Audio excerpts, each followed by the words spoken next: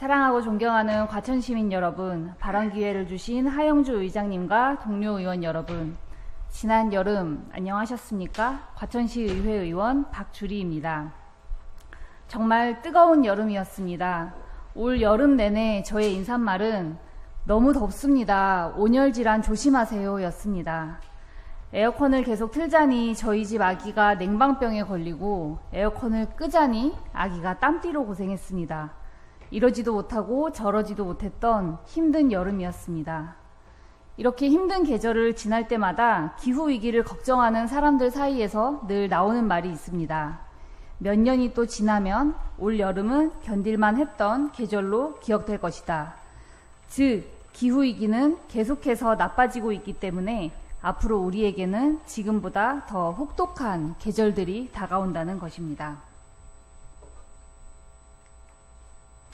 저는 지난 7월 임기의 절반을 지나는 시점에 의미 있는 프로젝트에 참여하게 되었습니다. 바로 1.5도씨 라이프 스타일로 한 달 살기 프로젝트였는데요. 지구 평균 기온 상승을 산업화 이전 대비 1.5도씨 이내로 막기 위한 삶의 패턴으로 한 달을 지내보고 기록하는 실험이었습니다. 저의 결과는 어땠을까요? 네, 처참한 실패였습니다.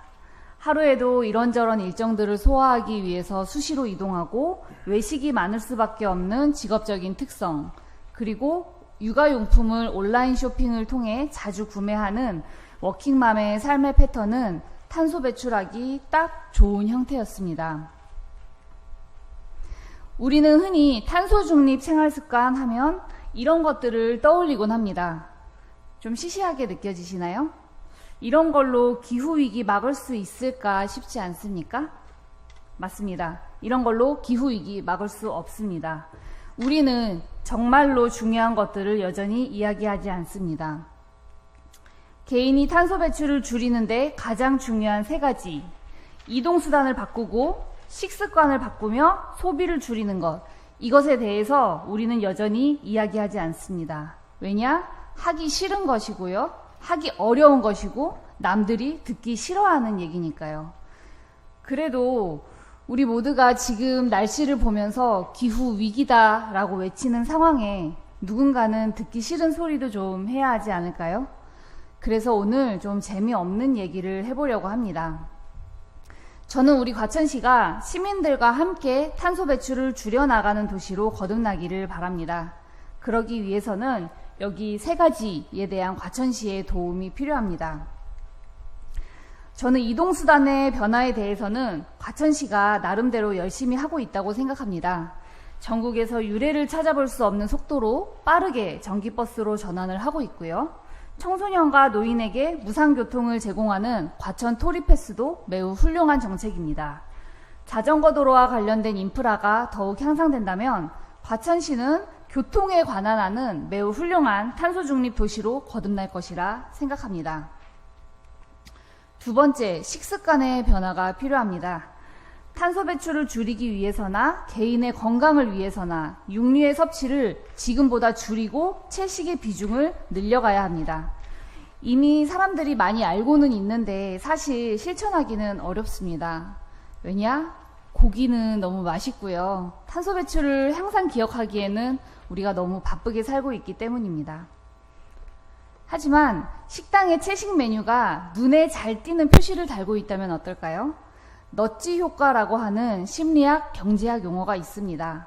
강압적으로 행동을 변화하기를 요구하는 것이 아니라 슬쩍 건드림으로써 부드럽게 행동 변화를 요구하는 것을 말하는데요. 이런 넛지 효과를 이용하면 우리가 적어도 일주일에 한 끼 정도는 채식 메뉴를 선택하게 되는 그런 변화가 생기지 않을까 생각해 봅니다. 마지막으로 소비를 줄이기 위한 노력이 필요합니다. 언제부턴가 우리 사회는 소비를 과시하는 사회가 되었는데요. 그럼에도 이거 참 버리기 아깝다 하는 순간들을 마주할 때가 있습니다. 저 같은 경우는 양말에 작은 구멍 하나 나서 버리게 될 때, 또 우산살이 딱 하나 망가져서 우산 전체를 버리게 될 때 좀 아깝다는 생각이 듭니다. 이렇게 시민들이 오래 쓰고 싶은 마음과 마주했을 때 과천시가 응원을 해주면 어떨까요? 공공형 수리센터를 제안합니다. 당장 여러 가지 수리 품목을 다루기가 어렵다면 우산 한 가지만이라도 시작해보면 좋겠습니다. 물건을 아끼고 오래 쓰는 것은 정말 멋진 일이라고 과천시가 시민들을 응원해주고 자라나는 우리 아이들에게도 문화로서 전수해주면 좋겠습니다. 수도권 폭염특보가 38일 만에 해제되고 이제 다시 가을 태풍을 대비하는 시점이 되었습니다. 저는 우리 아이들이 자라날 환경이 조금이라도 덜 가혹했으면 좋겠습니다. 과천의 지속가능한 내일을 준비하는 시의원이 되겠습니다. 이상 발언 마치겠습니다. 경청해 주셔서 감사합니다.